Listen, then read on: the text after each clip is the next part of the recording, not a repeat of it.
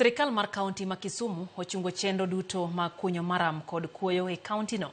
Ma en kaluwore gi masira manyoro no kelo tho mar nyithindo 4 mawuok e familia achiel.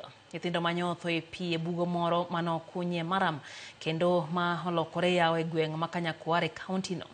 Nyong'o ma en governor ma kaunti ma Kisumu owacho ni mana chenro makunyo kata makunyo pod dhie kende ema biro yiene kata kuonde bende pod kunyo dhie mbele biro yiene gi dhio mbele. Kaka jafwambo marwa Karen Atieno lero, pod en lit ne familia no ka jogweng' ma Kanyakwar bende ko dwaro ni sirikal okaw okang' mowinjore mar chik. Nyithindo 4 go ma johigni 15, 12, 10 to kod 8 noyudo masira makamae sa 12 mamidhiambo machieng' Jumapil.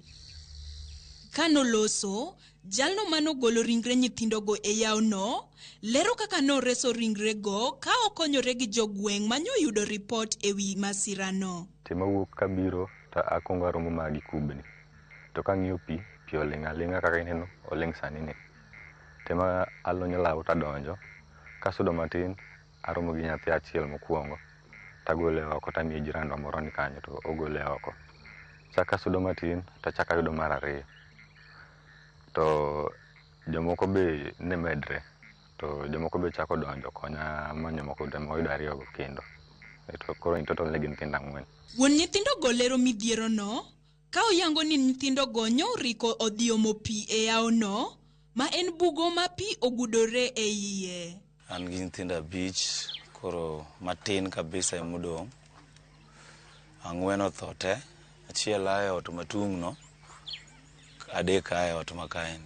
Wakati mane an mwalo yo Bunga Johnson kocha, to ogona simu gi fadhina ni naringa ne gimoro timre dala. Kachopo tayudo ka nyithindago ni e pi, koro ji nokonya mana gologi. Nitie owetega maluwa manokonya gologi e pi kanyo. Akwa mana sirikal kanyalo konya. Iko nyithindo 4 go ok yot. Kanyalo yudo kony kon gi koni mondo agik nyithindago, anyalo gonegi erokamano.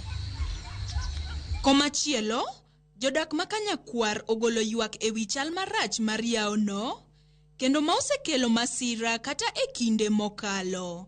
Wagolo ywak ne sirikal. Gi stop e kwaregi tero asara marach. Ne koro kanyoro ne ginego nyithindo 4. Dala no dong' nono, dong' fuok. Kanyo dong' fuok ma kata chak nyuol 4 go.